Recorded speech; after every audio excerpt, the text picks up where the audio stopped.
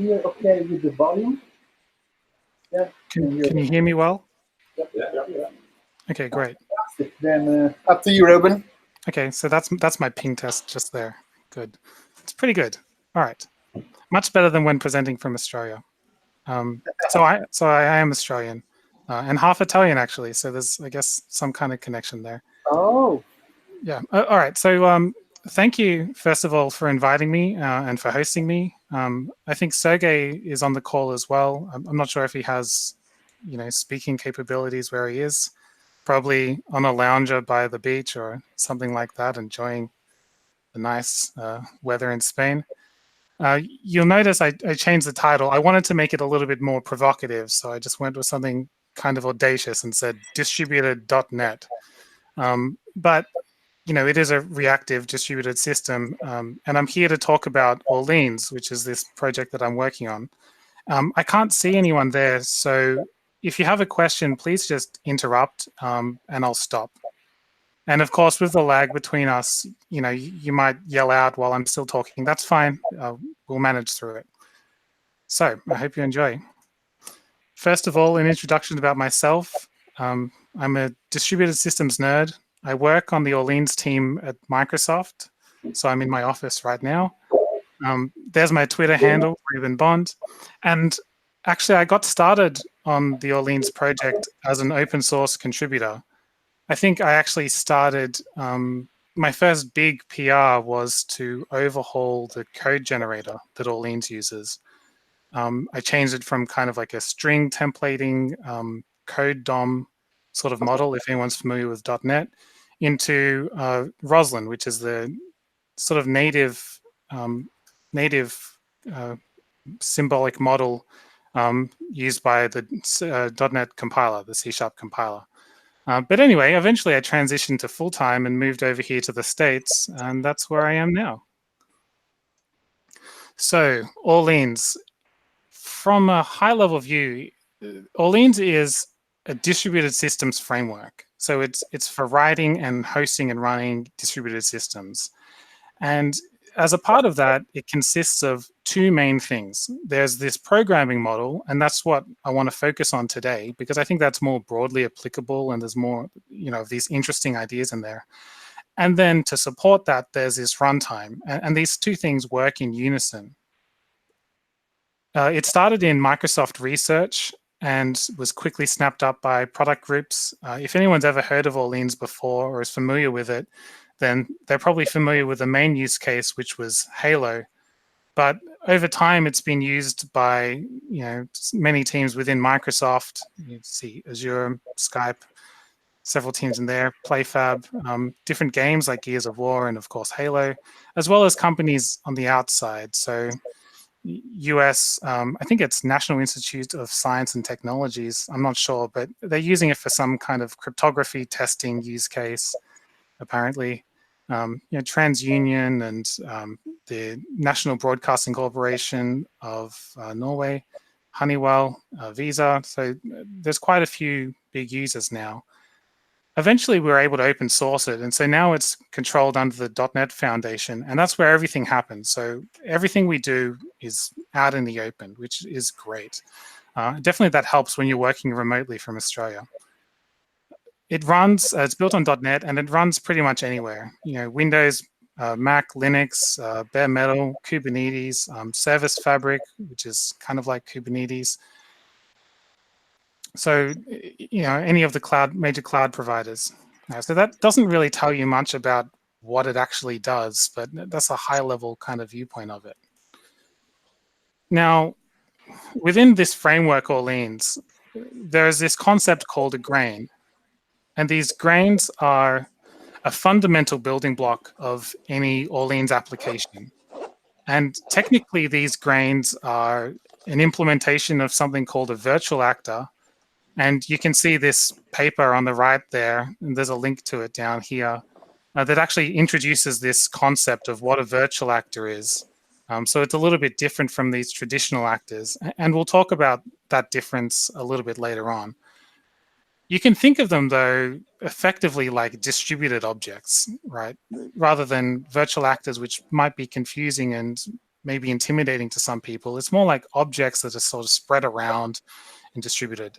And each one of them is this unit of computation, but it's also encapsulating state.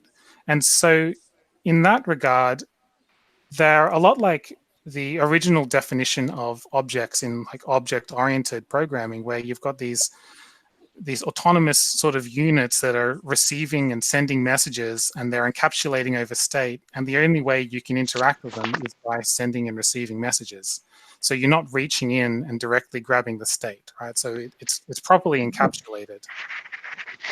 And so they send and receive messages, and then they react to those incoming messages, right, to actually do computation. So we've got these distributed objects. What do you actually end up using them for? Well, there's generally two kinds of cases. In the first case, you might have a grain, one of these objects, that maps to, say, some object in your domain model. Maybe that's a user profile or an IoT device like a thermostat or a heater, or a game session, say in the case of Halo, for example, or matchmaking lobby or something along those lines. Or an example that I dealt with personally was I had this system for trading items for free. And in this system, people would take photos of some item that they just want to give away. And then that item would be mapped to a grain, and that user would be mapped to a grain. And then they would post this item to a location like nearby, so you can find nearby items.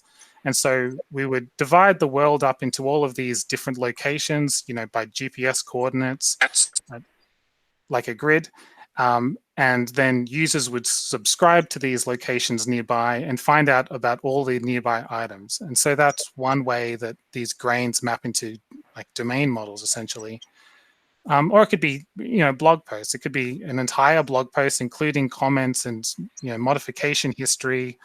Or it could just be the blog post itself, and maybe, you feel that you want to put the comment in different grains. It's really up to you, but you should select an appropriate level of granularity for your system there. So that kind of comes down to the domain model, I suppose. But anyway, the other main usage for grains is to use them as essentially for their computation ability. Maybe you want to have some large amount of work and you want to scale it out. So you say, there's a use case I was talking about yesterday where they have maybe 50 million entries in a file or something like that. And they want to fan out to a whole cluster and do this work and kind of fan out, do some work, matching over some other data, and then fan in, scatter, gather, collect the results. Or maybe you need a cache, or because some particular entity in your system is extremely hot, or something like that, concurrent workers, for example.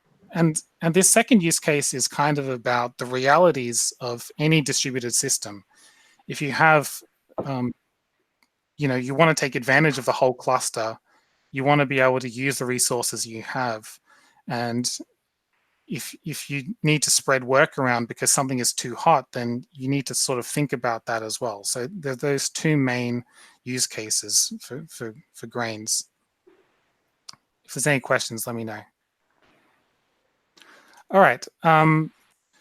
If we're thinking more philosophically, like what is a grain, then I like to put it this way. A grain is essentially some identity, some behavior, and some state. And the identity is it's a stable identity that the user comes up with. Like I might have a user called Fabio in my system, and this identity is comprised of some type and then some key. Okay, and that identity lives forever. It doesn't get allocated by anyone. It comes from the application code. And then the behavior in a grain, in Orleank's case at least, is just a regular old C# object. So in this case, I've got this user Fabio, and it's implemented by this user class that inherits from some grain base class. And there's nothing magic about this, but it does serve as a nice sort of marker. Everyone can see the laser pointer, right? Yes. Okay, good. it does serve as a nice kind of marker to say, yep, this thing is a grain. And then because we want to be able to send and receive messages from these things, we also have these interfaces. So user implements some kind of a communication interface, and that's essentially like a contract with the rest of the world to say, hey, if I want to say interact with this Fabio user in some way, how can I do that, right? And in Orleans, we take a kind of RPC-ish type approach instead of a message passing style, but that's really just a stylistic thing. The point is that there's some communication contract here. So we've got a grain being an identity and behavior, but then you can optionally make them stateful, right? These things are used for building stateful distributed systems. And so that state could just be in memory, class variables or something like shared around the cluster, or it could be persisted state in some database like Cosmos DB or DynamoDB, or your grain, of course, can be stateless. There's nothing to say that you have to have state inside of it. So these three things are really what comprise a grain, like when you're thinking more philosophically about it. Let's look a little bit closer at how this communication works. I hope everyone can read this. Yeah. Here's what a communication interface looks like. So we've got that IUser from before, and it's pretty simple. You can just say, send a message and get my list of messages from a user. So we've got those two methods there. And then the first thing to notice is that it inherits from this special type, iGrain with string key, right? So that says that iUser is a grain and it has a string key. So this forms kind of the type part of that stable identity. And then the other part is comprised of a string. So user/Fabio, this is the Fabio bit. You can have, instead of string, you could have an integer, like a randomly generated number, or a GUID, unique ID. But strings are nice and universal, and you can fit whatever semantics you like into them. So I think we're going to stick with this for this example. There's another thing to notice here, and that's that these methods are returning task. It's either task of nothing or it's task of some type. And if anyone's not familiar with C# and they're familiar with something else like, say, Java or JavaScript or another language, task is essentially like a future. So this thing returns something that will complete asynchronously at some point in the future, kind of a promise. And this one returns that'll complete with a list of messages. So because these things are actors when it comes down to it, they're asynchronous. So whether you're communicating with them locally or whether it's over a network, in either case, the thing is actually operating sort of on its own time. So even locally, you have tasks because they're naturally asynchronous kind of things, asynchronous communication. The other thing to notice is that we can actually pass in one of these users into the method itself. So you can take this and get a reference to it and then pass it along the wire to some other user. And under the covers, Orleans will say, okay, let's just serialize that as a reference, essentially something like user/Fabio on the wire, and then rehydrate it into like some object that you can call on. Under the hood, all of this is strung together using code generation. And that's very typical for anything that uses RPC style communications, is that you'll have, say, some interface or some IDL that defines like a communications, and then code generation will go and fill in the gaps, and you'll have, say, a proxy object on the calling side, and then a method dispatcher on the other side to act as the plumbing, and then we do exactly the same thing. Okay, so not to belabor the point, there's an interface. How do you actually go about implementing these things? Well, we saw before this user inherits from grain and is iUser, but the implementation of all of this is very simple. It might look a little complicated on the slides though. The first thing to notice is we've got some private iGrain state. So this is potentially persisted state of this list of messages that user has in their inbox. And we can inject that implement some implementation of that in the constructor and store it there. The grain doesn't have to worry about where that state comes from. That's decided at configuration time. All it cares about is, I've got some state called messages, and give it to me when I get created. And then the implementation of sending a message. So when the user receives a send message call, all it does is add a new message to this list of messages up here, and then saves its state. And of course, that's asynchronous, so it has to asynchronously wait for it using a wait. And because that might be calling out to a database somewhere or whatever, but that's a naturally asynchronous operation. So we async await this thing. Now, one thing to notice here is that there's no lock over this state, because like any actor, grains are single-threaded, and that's an explicit choice that any actor framework makes, is to say, let's save the users from themselves, and let's let them avoid locks and any trouble that comes with concurrency primitives, and say everything within a method is always single-threaded. And if you want to use all of your cores, well, naturally, you're going to have many of these things at once. So you don't really need to worry about making any individual one of them multi-threaded. It makes it nice and simple. And then get messages just returns this state. It's a very trivial kind of thing. But notice something here. We never loaded the state. That state gets loaded by the runtime and just passed into us. So every time that we're serving a read request, we're not going to the database and fetching some new state. We've got that state cached in memory, so we can save that round trip and just return directly. We only need that round trip, of course, when we want to save something, because if you want to make it durable and reliable, you do need to go and hit that database. All right. So how do you actually use them? Well, the first thing that needs to happen is we need to get some kind of a handle onto the grain, some grain reference. And we do this by using the runtime. So just like in Akka, you'll have an actor system. In Orleans, you'll have a grain factory or a cluster client. But either way, you get this get grain method.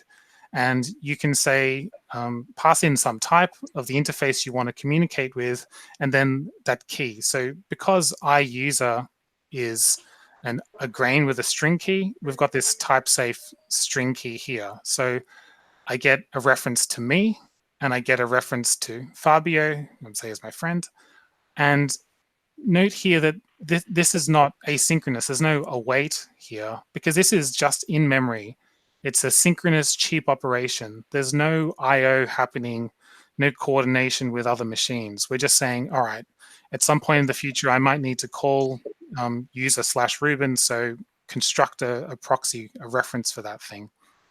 All right, and then calling it is just an asynchronous method call. So we just say, yep, send Fabio a message from me with the message happy days, right? And we await that. So when it completes, we know that Fabio will have gotten that message. And then just to show you how receiving messages, receiving results goes, we can await me.get messages so that I can check my inbox for the nth time today. And then you just iterate across the result. So it's very simple to interact with these things. Anyone who's familiar with async await and C#, this should seem fairly familiar, this kind of coding pattern. But there's something to notice here, and that is that we never said go and create this Fabio user or this Reuben user. That's not part of this set of code here, this conversation, right? And that's because of something which is fairly critical to understanding Orleans, and that's that these grains have a managed lifecycle. So when I say I want to talk to user/Reuben, I don't create it. I just go and start messaging it. And then under the hood, the runtime is going to say, all right, does that user exist in memory right now, somewhere in the cluster? If so, send the message over there, kind of like a DNS lookup, find out where it is, and then send a message to it. But if it doesn't, then we need to go and create it somewhere in the cluster, all transparently under the hood, sort of behind the scenes, and go and make sure that that thing is available. So you send a message to a grain, it gets activated behind the scenes if it's not already, and then it can process the message, and maybe a whole lot of different messages. And then at some point in the future, either because it knows that it doesn't need to do any more work, or let's say it's been idle for a long period of time, or there's too much memory pressure, or whatever reason, it'll get deactivated. But that's okay that it's gone away, because it's already stored all of its state in some database somewhere. So it's ready to be reactivated somewhere else. And you'll see how this aspect of the programming model, this managed lifecycle, is actually fundamental to fault tolerance and scalability just a little bit later on. So it's a good takeaway to kind of think about how this can help. All right, so we'll talk about that in a second, but first, I want to do just a little interlude. Architecturally speaking, when you create an application with virtual actors, on Orleans, for example, you're generally thinking about this sort of architecture where you've got a front end tier and then this sort of soup of objects, this actor-based middle tier, and then some persistent storage tier, right? So you might have some client over here, maybe it's a web server, calling into this soup of objects, having its request done. Maybe that goes and stores something there and returns some result back up here. The important thing to note is that there's location transparency. The client doesn't know where in this this cluster of machines the actor actually is, if it's there at all. It just says, hey, go and do the thing. And of course, because these are built for stateful services, you do have to have some kind of storage tier. I just drew it as though it was like one database, but in reality, this would be some scalable cloud storage system like, say, Cosmos or Dynamo or whatever else. There are plugins for, say, GCP and all sorts of providers, or SQL if you want to do it on premises. Now, serverless is a lie, right? These are kind of like a serverless sort of programming model, but of course there are actually, at the end of the day, there's actually servers somewhere. So the way that works in Orleans is that these servers that you provision, they form into a cluster, and they communicate with each other and spread the work out evenly, and they're fault tolerant, right? They heal, all that kind of goodness. But then what happens if, say, a machine catches fire? Now, this is where the runtime steps in. The runtime says, all right, each of these different servers, one of them is going to be pinging, or a couple of them are going to be pinging this node periodically to say, hey, are you alive? Are you still healthy? And those health checks are used to determine whether or not that thing is actually usable. And if they determine through some voting process, actually that thing is dead, then it'll get evicted and removed from the cluster. But of course, if your system was particularly active, there's going to be some activations, some grains that were living over here, right? What happens to those?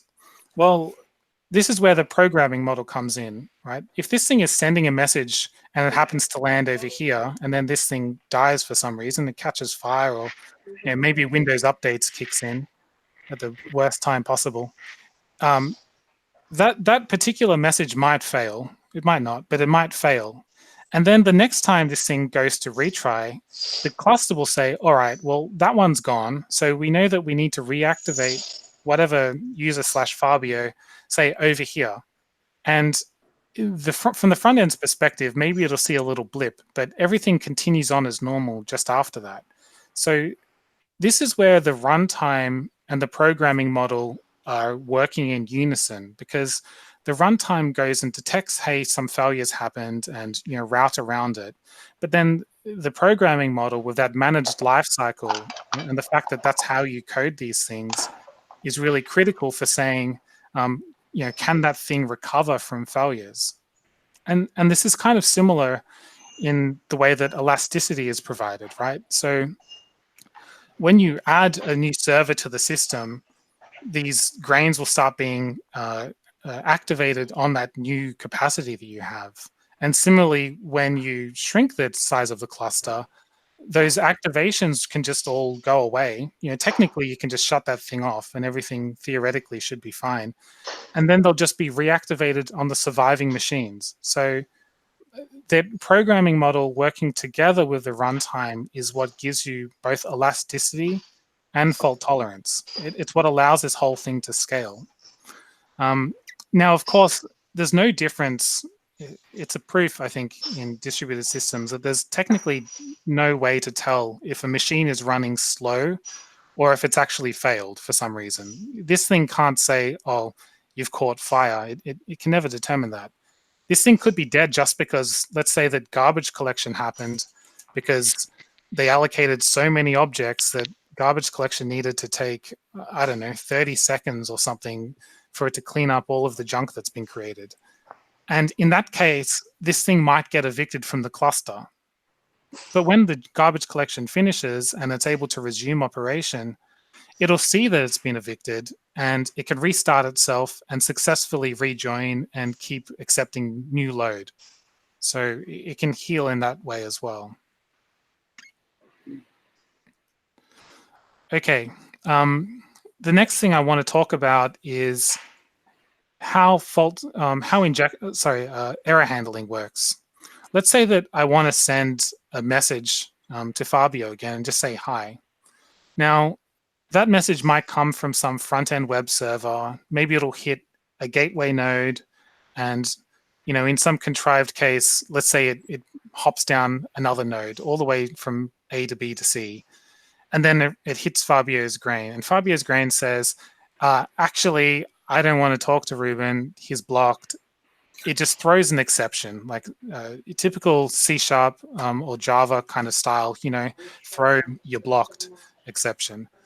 That exception gets handled and marshaled by the runtime, and it gets propagated up this sort of asynchronous call chain from C to B to A, all the way up to the original code. So error handling is very local, right? You can just try catch some particular call and handle it with full context of what you were doing. So that here that you were trying to send a message, and maybe that doesn't matter, so you don't care to retry it, or you can handle a specific thing that says you're blocked, and then you can send that exception back to the user.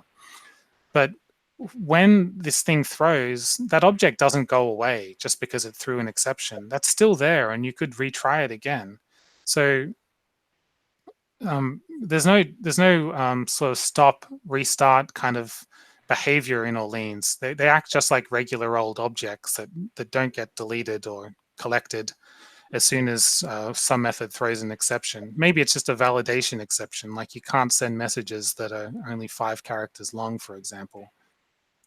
So this is asynchronous, distributed asynchronous try-catch sort of semantics that grains have. And it's a nice, familiar, friendly aspect to the programming model for a lot of our users. Let's summarize grains. So a grain is this concept of some stable identity plus some behavior and then some optional state that gets encapsulated within it. And I'm likening them to some distributed object. And they communicate with each other using these communication interfaces. Technically, they don't actually need one. You can have 0 or more interfaces for any grain, but they're kind of useless in most cases if you can't actually talk to them.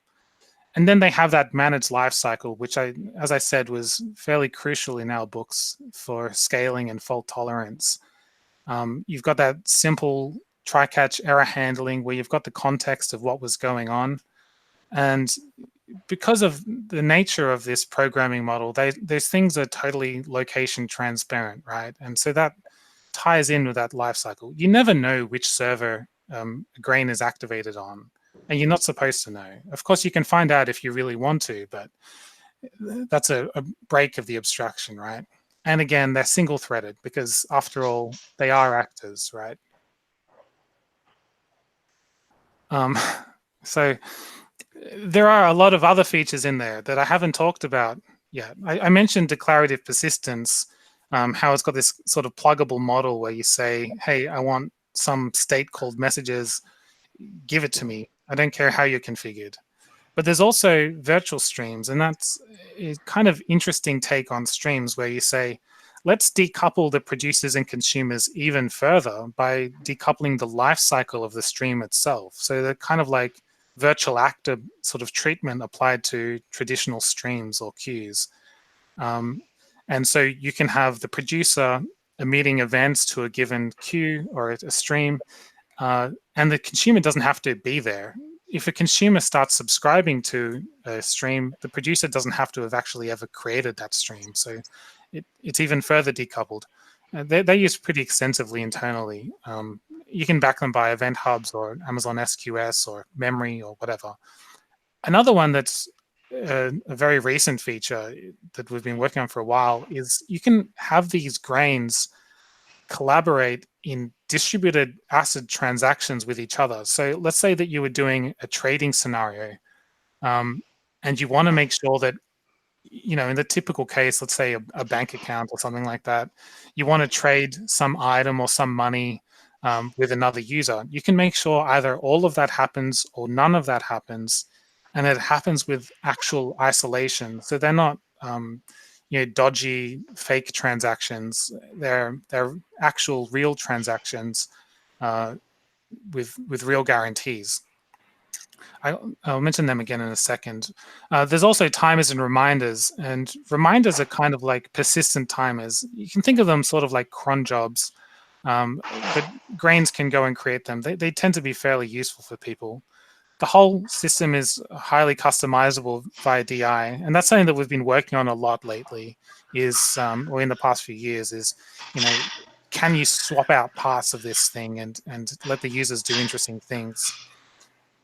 I kind of glossed over that the cluster is choosing where in this cluster to actually place a given activation, but that whole process can be customized by the user. So there's one case, for example, where one of our users, they want to say, all right, let's activate some data processing grain, but I want to activate it on the server which has these files.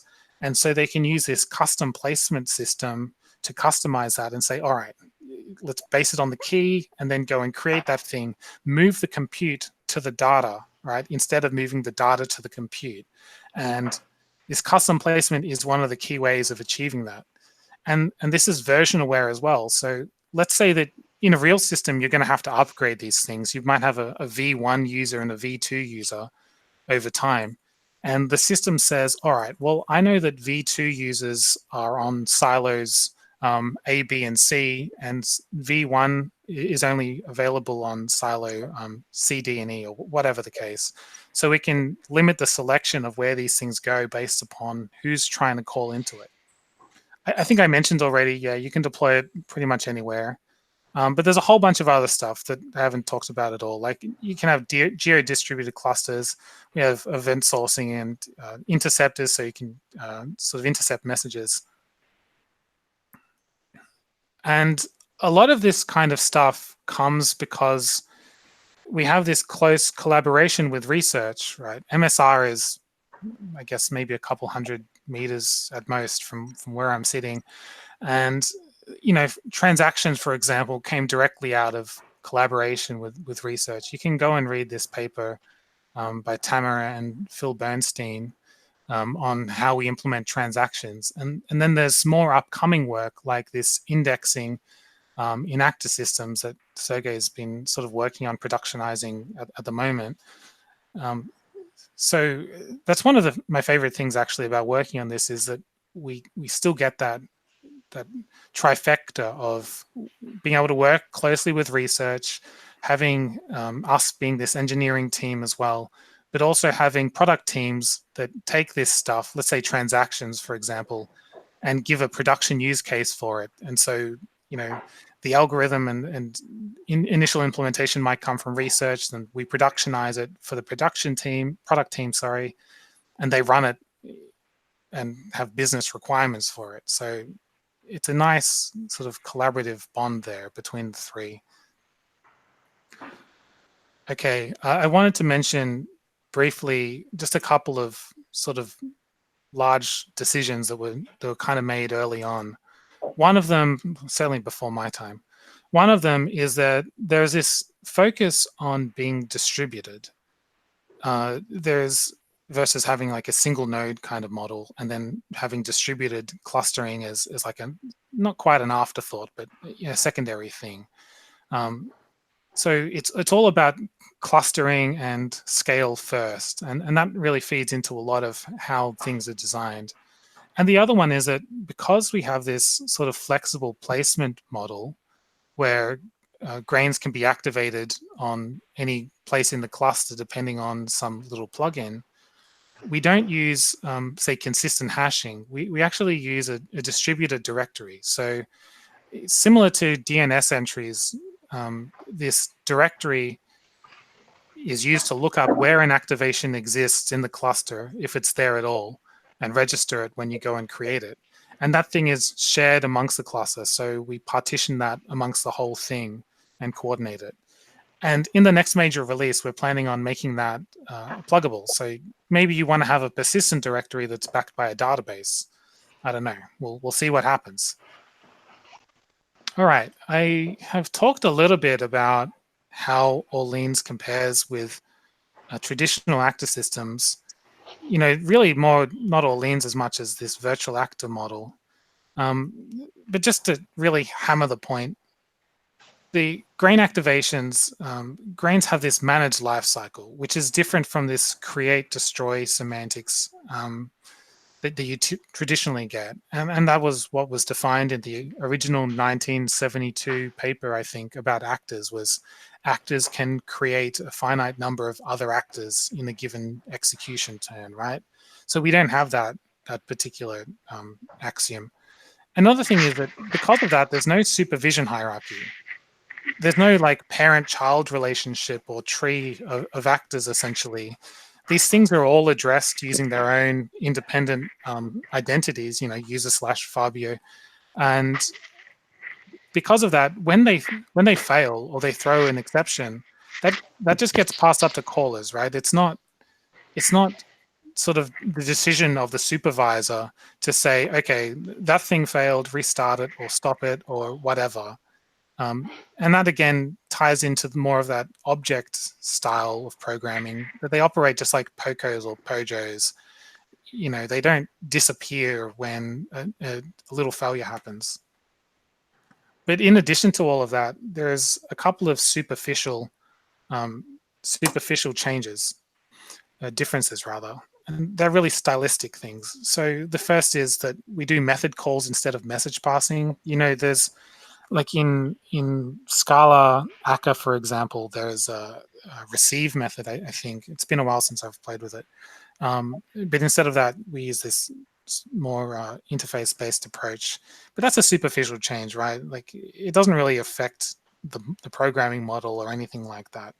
And then the other one is that we tend towards using private state on a class instead of having that finite state machine approach where you have behaviors for actors, and then you have become an on light bulb or become an off light bulb or whatever, and handle messages differently.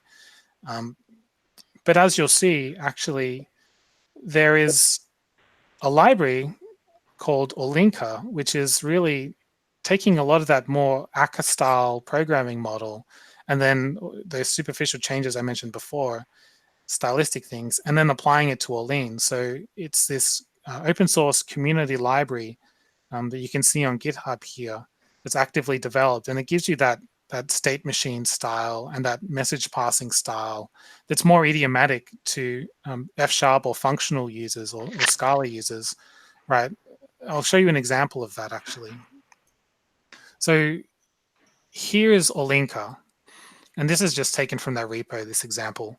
Up the top here, you can see an F# discriminated union. So it's saying that a shop message is either sell and it has an account in it. That's confusing to say. Or it's you want to check in some count, or you want to send a cash or stock message to this thing. And then down here in the implementation, they just pattern match over those different parts of the discriminated union or some type, if That's the terminology you're used to. And they have their different behaviors in there. So this is essentially that communication contract here. And this, grain interface, this iShop, doesn't specify anything. It just has that one receive method that's given to all of these Orleankka actors. So you can get the programming model similar, kind of like a blend between Orleans and Akka, and using Orleankka, which is, I think it's pretty interesting, at least. All right. Now, before I wrap up, there's several other implementations of the virtual actor programming model. And there's, for example, there's Orbit, which is a JVM implementation, and it's made by BioWare, which is, I think, owned by EA. Then there's Protoactor, which is a fairly recent one. I think that's mostly written in Go, but that provides virtual actors as well as traditional actors. It's made by Roger Johansson, who's one of the Akka.net, so the .NET port of Akka folks. And then there's Orleans, which is that virtual actor model, but on Beam, the Erlang VM. So you can, I guess, use that with Elixir and Erlang if you want. So there's a few other implementations out there, which is really nice to see, actually. All right, so that's all I had prepared for you. Let me know if there's any questions, please. You can see our Gitter URL here, and that's what we use as a community to just chat and talk about whatever else, and our GitHub repository there. Otherwise, there's my Twitter, and if you want to email me directly, you can. Thanks.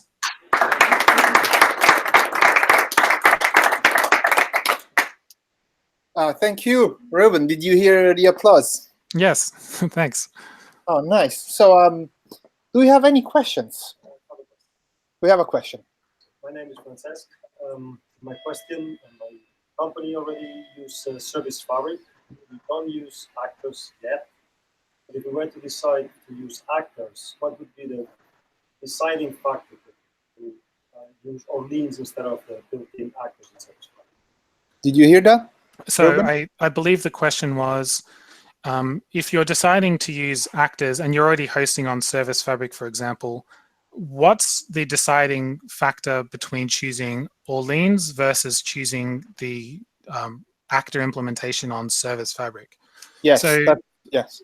So for those who are not familiar, the actor implementation on Service Fabric is another implementation of the virtual actor model. So it's very similar to Orleans in that regard.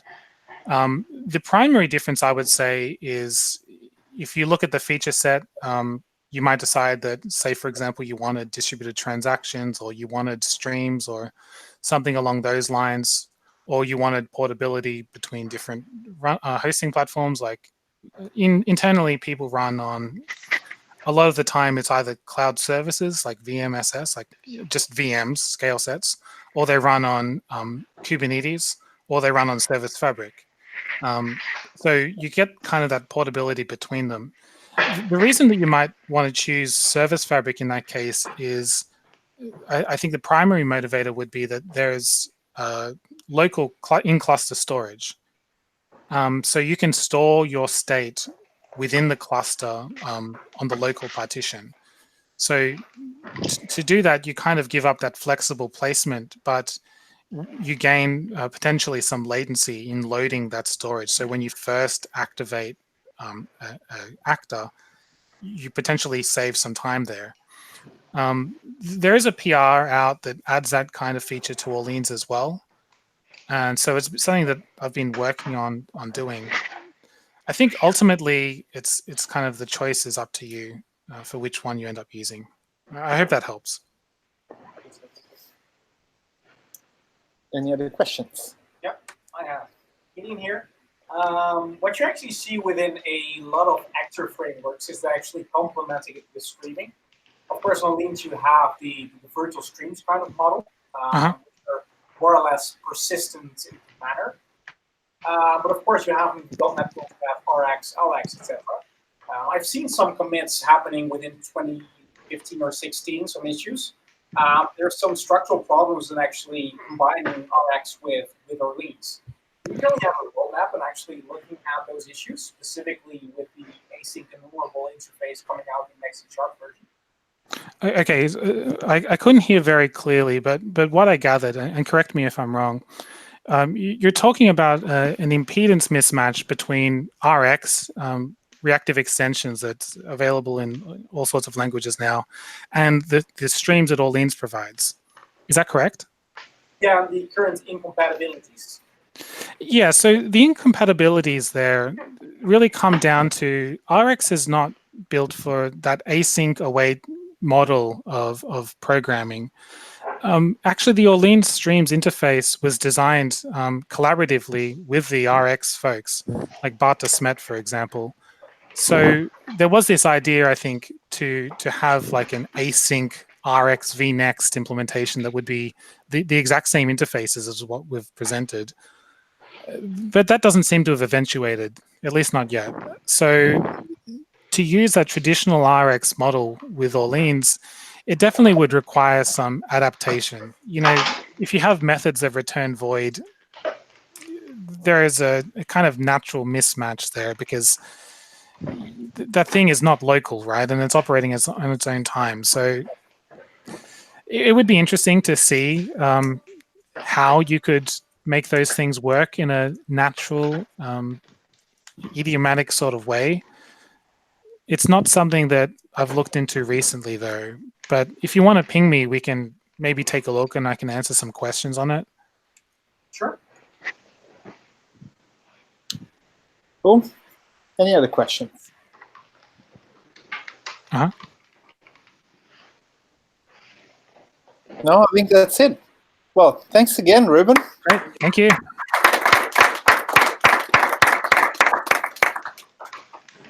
All right. So, what time is it actually? Okay. Do we have time for this little pub quiz? You have to be out loud. Right. Oh, we see you now. You stopped screen sharing. Do you want to see us? Wait. I'd like to see us. I was saying how embarrassing. Oh, welcome to my office. I can't see anything. It's just black. Oh, there we go. Wait. Trying to lift this up. You seen us? Hi. Yay. Thank you again. Thank you. Enjoy the pop quiz. So if anyone has questions, there's that Gitter link. You can message me anytime. Always happy to answer any questions. Thanks, everyone. Have a good day. Bye. Bye. As an experiment, this was fine, right? It worked. But the